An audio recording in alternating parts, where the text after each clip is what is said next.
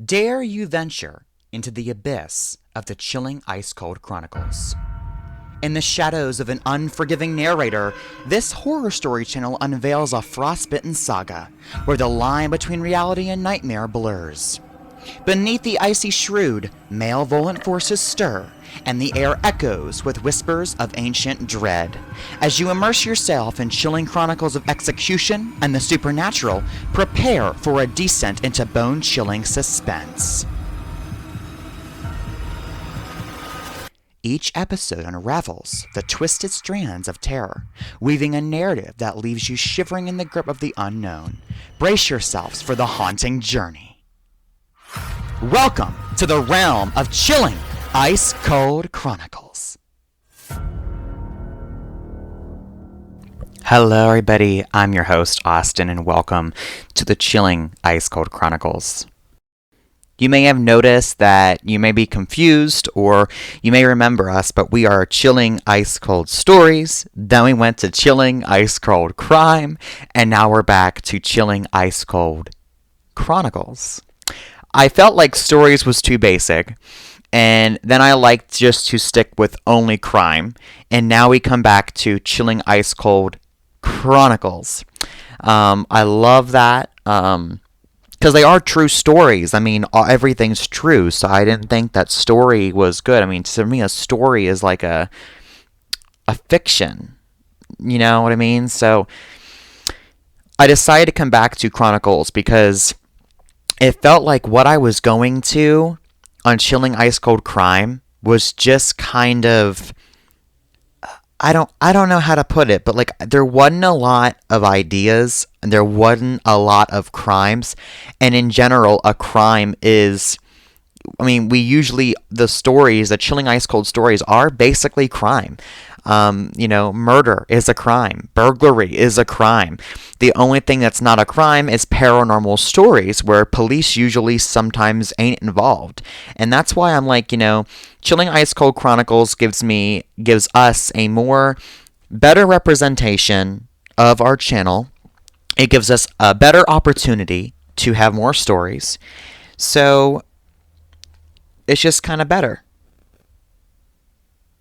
So, I'm like, let's come back. So this is the new intro, the new picture, the new Twitter. If you guys have not followed us on Twitter before, or you lost us, our username is now Ice Cold Pod, and our name is Chilling Ice Cold Chronicles Podcast. I still have to update our Twitter bio, so if that's not done yet, excuse that. But we are now called Chilling Ice Cold Chronicles Podcast. And our podcast needs update as well, so I got to get that done. Chilling Ice Cold Chronicles. It's so much fun. I got a story for you guys today, so stay tuned for that. We got that coming up.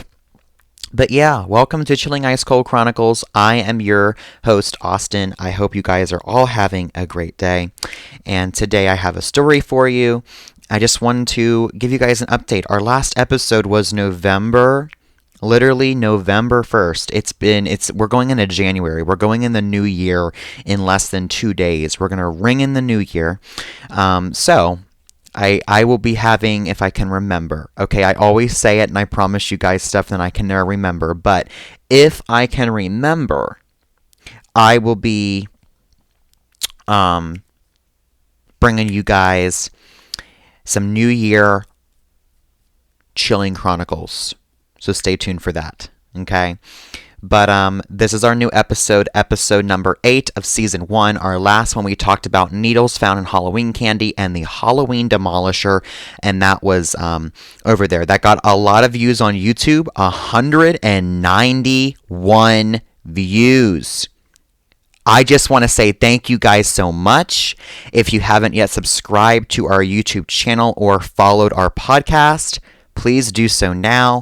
I am going to stick with this podcast here. I just felt like I ran out of options and stories, and I thought that no one was listening until I looked back and I was like, whoa, 191 views.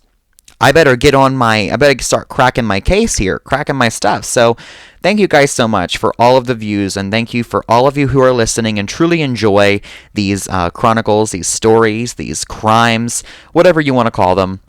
and welcome back to Chilling Ice Cold Chronicles. Welcome to the new era of this channel and podcast.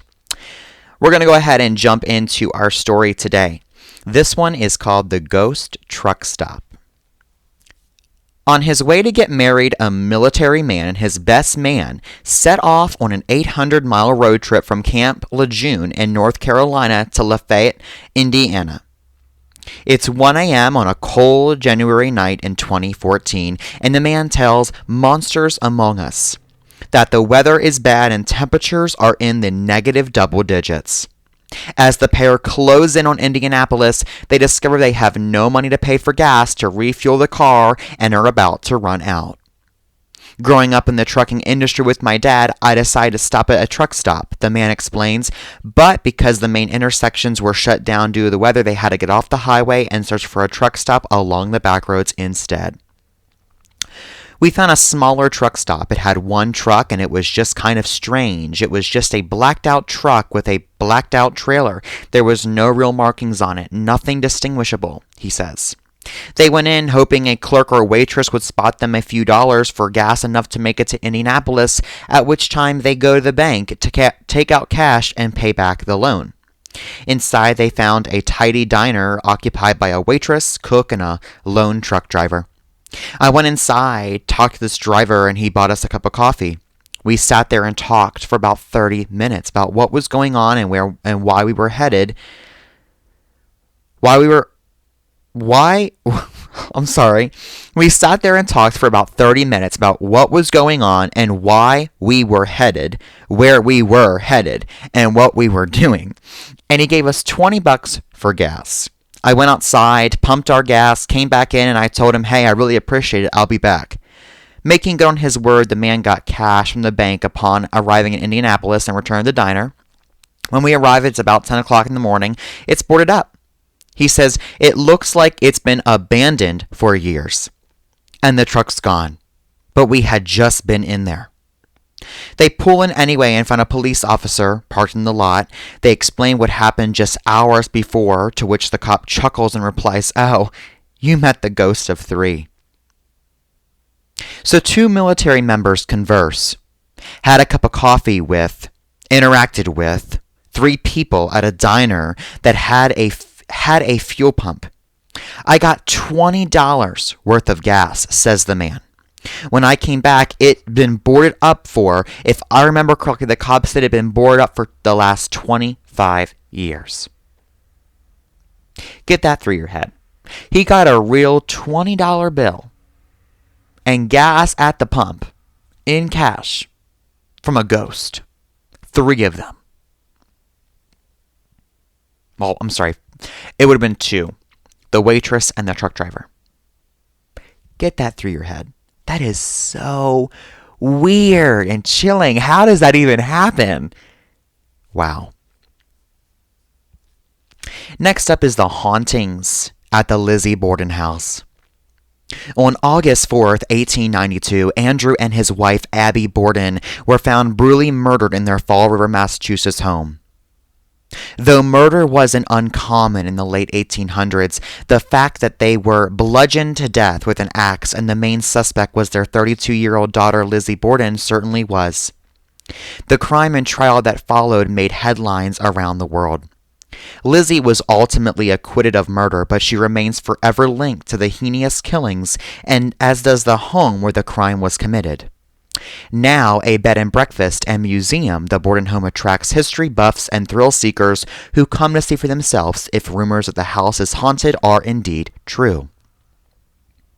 When I was working here, it was more of the history.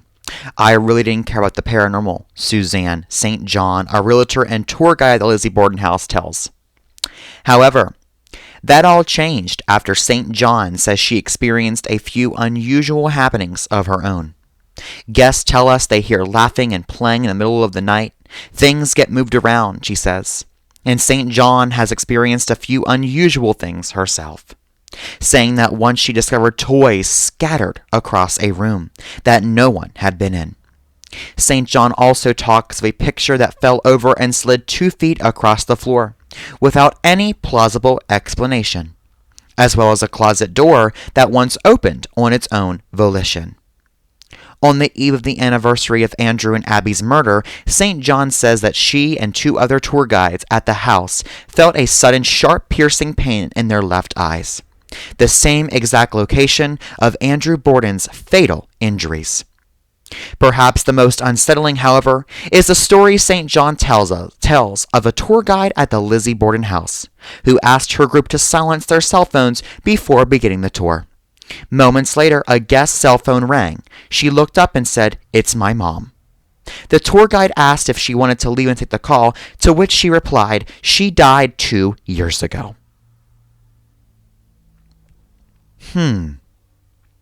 That is chilling. Your dead mother calling you on her cell phone from 2 years ago.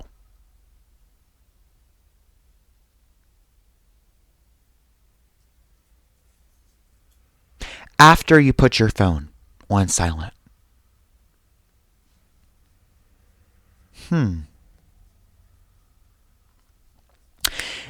Next up, the haunted ventriloquist doll. When Marty was a child back in the 90s, she tells Monsters Among Us that she was a fan of ventriloquist Edgar Bergen and his dummy sidekick Charlie McCarthy. She says that when her father came across the ventriloquist doll as he wandered through a small magic shop located outside of Santa Rosa, California, he decided to buy it for her birthday. While ringing up the sale, Marty says the cashier gave her father weird vibes and said to him, "You know when you put your hand into the doll, he's going to come alive." Laughing off the comment, he brought the dummy home to his daughter.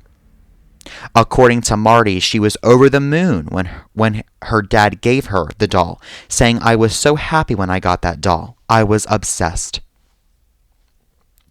But before long, strange things began happening. Though impossible because the doll's head was made of hard plastic, she says its expression would change, including his smile. Worried something would happen to her precious dummy, Marty's family shut it away in a cupboard most nights.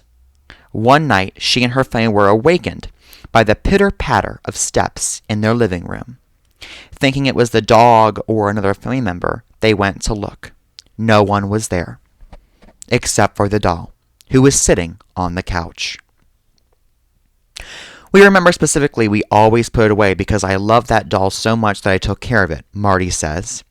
Other strange occurrences began happening while Marty and her dad were away. Her uncle was alone in the house.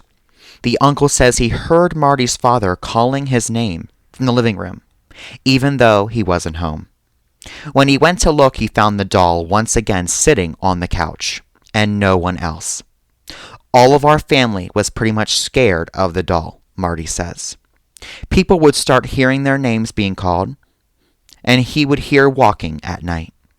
So we just decided to get rid of it. Being Mexican and religious, Marty says her parents wanted to burn the doll in case it was demonic. They put it on the grill, and according to Mary, it wouldn't burn. This doll would not go up in flames at all whatsoever.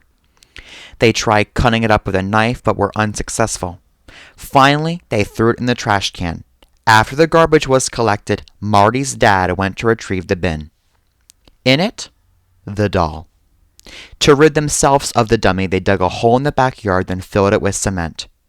Marty and family have since moved long away, but she says they still think about the doll, and that the possibility that eventually it finds one of us still may exist. Wow. That is creepy. That's like a Chucky doll. Wow. Well, you all, that is it, I think, for today's episode. I appreciate all of you stopping by and listening about our new channel, our new podcast, and I appreciate you staying for 3 of these stories. I have more content for you on the way, so thanks for watching, and I will catch you guys in our next episode.